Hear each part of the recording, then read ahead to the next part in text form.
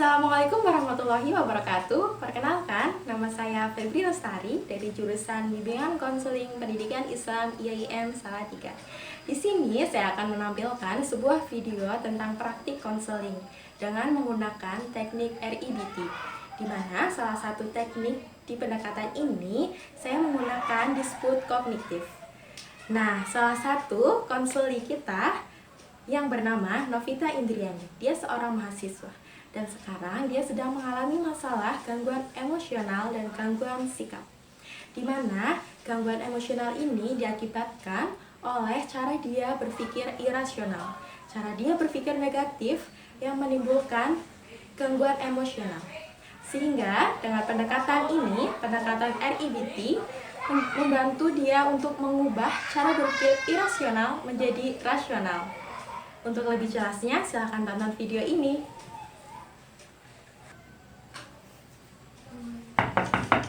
Assalamualaikum. Waalaikumsalam. Silakan masuk. Ya Bu. Silakan duduk. Oh, ini yang namanya Mbak Novi ya? Iya Bu. Silakan duduk.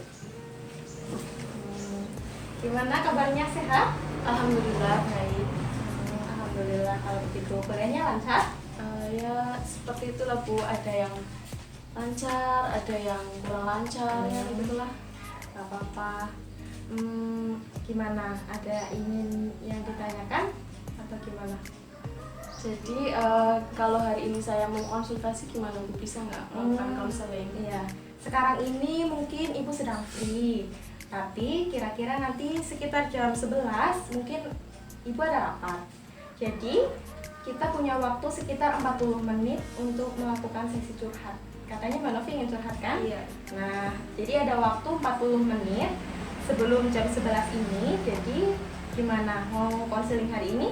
Ya boleh Bu, hari ini aja kalau bisa. Ya, nggak apa-apa. Sekarang gimana? Apa ada masalah yang dirasa? Nah jadi kayak gini Bu, saya itu akhir-akhir ini merasa kurang bersemangat, kayak kalau mau belajar dan mau kuliah itu kayak males dan kayaknya nggak, kenapa ya Bu, kayak tidak bergairah, kayak nggak seperti biasanya kayak gitu. Jadi Mbak Novi itu merasa sedih atau cemas ketika ingin kuliah seperti itu? Iya, lebih ke cemas seperti itu Bu, sehingga saya itu kurang semangat kalau mau berangkat kuliah, belajar pun sulit kayak gitu. Merasa cemas, coba bisa dijelaskan kenapa persoalannya kok bisa merasa seperti itu, bersikap seperti itu? Jadi kalau itu 2 minggu terakhir saya itu ada pembelajaran bahasa Inggris di kampus. Dan saya itu disuruh maju oleh dosen saya mengerjakan tugas di depan. Tapi di situ saya itu tidak sempurna loh Bu dalam pengerjaannya. Istilahnya belum selesai mengerjakannya, tetapi mungkin karena terlalu lama ya Bu, jadinya saya itu dimarahi oleh dosen saya. Dan saat dimarahin itu saya itu jadi ya mungkin gimana ya Bu, saat dimarahin itu saya jadinya merasa saya itu nggak bisa loh, kayak saya kok belum bisa gitu. Dan kata dosennya juga dikatain masa sudah tingkat mahasiswa belum bisa saja menyelesaikan persoalan bahasa Inggris yang segampang ini kayak gitu Bu. Jadi saya itu merasa saya itu nggak bisa kayak gitu.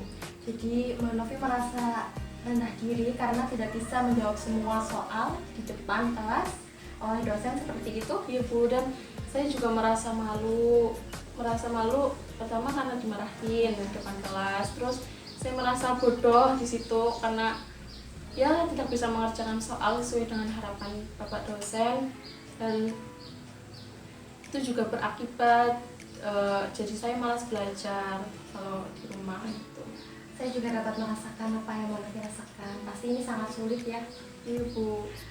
Tapi Mbak Novi kan di sini berpikir kalau Mbak Novi itu merasa rendah diri, merasa bodoh dalam pelajaran bahasa Inggris. Tapi sebenarnya Mbak Novi itu juga bisa dalam hal mata kuliah yang lain. Ya alhamdulillah saya bisa Bu di mata kuliah yang lain. Cuma kalau bahasa asing itu saya merasa memang saya sedikit sulit dalam pembelajaran bahasa asing. Nah, tapi sejak kejadian itu, saya itu merasa, saya kenapa sih udah belajar tapi kok masih tetap nggak bisa kayak gitu.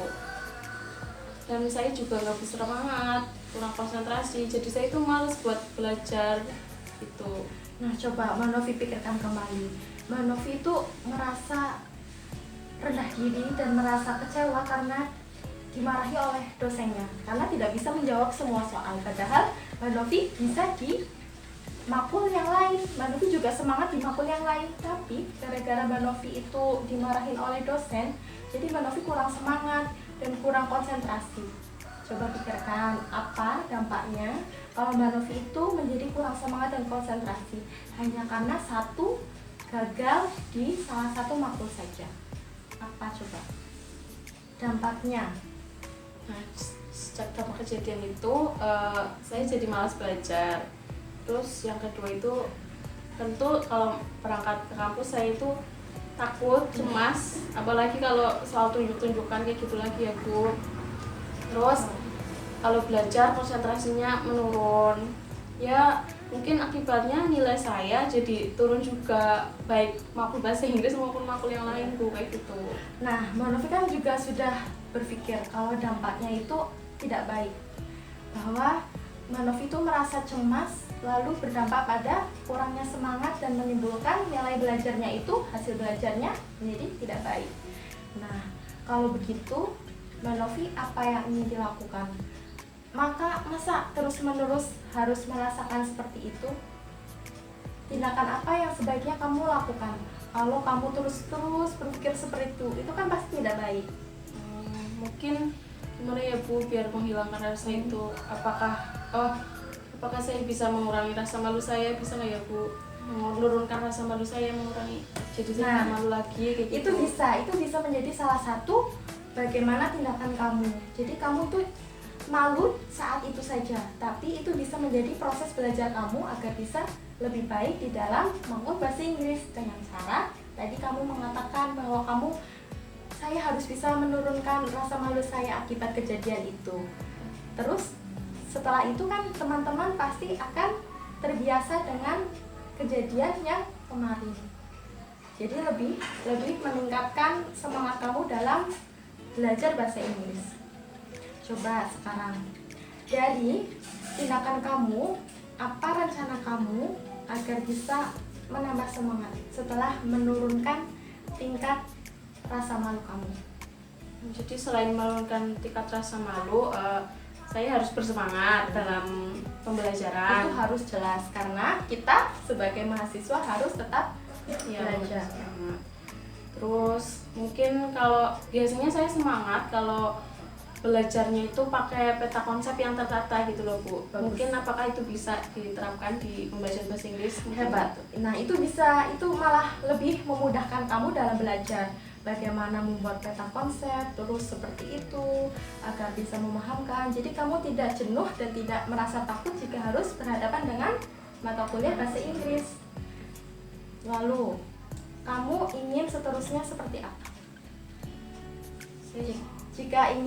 Jika kamu mendapat perlakuan dari dosen lagi, kamu apa yang ingin dihadapkan? Apa yang ingin kamu hadapi jika dihadapkan dengan perlakuan dosen yang sering marah, terus kamu tidak bisa mengerjakan terus marah? Sebelum itu terjadi, apa yang bisa kamu lakukan? Ini saya harus menata dulu emosi saya juga ya Bu, karena ya di saat itu marah jadi emosi saya juga nggak stabil. Mungkin saya mau melatih emosi saya dulu biar stabil kayak gitu. Ya, itu juga bisa. Nah, setelah ini jadi kamu Mbak Novi itu tadinya merasa cemas, terus merasa kurang semangat gara-gara tidak diberi pujian oleh dosen dan malah dimarahi karena tidak bisa menjawab semua soal yang di depan. Nah, itu bisa dilakukan Mbak Novi jika menurunkan rasa malu, terus menurunkan rasa cemas yang berlebihan dengan cara belajar yang giat di dalam khususnya mata kuliah bahasa Inggris. Jadi itu bisa meningkatkan semangat kamu. Nah, sekarang coba apa yang kamu rasa setelah kamu bisa mengerti tindakan apa yang akan kamu lakukan. Ya lebih lega sih Bu, karena pertama saya udah curhat sama ibu, udah cerita, udah konsultasi juga, dan udah tahu bagaimana caranya menyikapi yang seperti itu, dan saya juga sudah tahu bagaimana harus bertingkah seperti itu. Saya merasa lega dan saya bisa merasa bersyukur karena sudah curhat sama ibu sih. Jadi kalau Mbak Novi ini, kalau berpikiran seperti itu, berpikir negatif terhadap diri sendiri, itu akan berdampak pada juga diri sendiri. Jadi kalau kamu berpikir, saya itu takut nggak bisa, terus malah saya jadi kurang semangat gitu, dampaknya apa? Ini kepada diri sendiri. Jadi kamu hasil belajarnya menurun. Nah, itu bisa diubah kamu cara berpikirnya menjadi lebih positif. Setelah kejadian ini, aku akan lebih semangat dalam belajar. Jadi, kemarahan Pak dosen, kemarahan dosen kepada saya itu bisa menjadi pelajaran bahwa kamu harus lebih semangat seperti itu. Ya Bu. Lebih. Jadi, sudah sedikit lega? Sudah Bu, udah alhamdulillah lega, semuanya udah ditemukan. Makasih ya Bu atas bimbingannya hari ini. Iya. Kira-kira sekarang sudah hampir jam 11, takutnya Ibu nanti telat. Ada yang ingin ditanyakan lagi?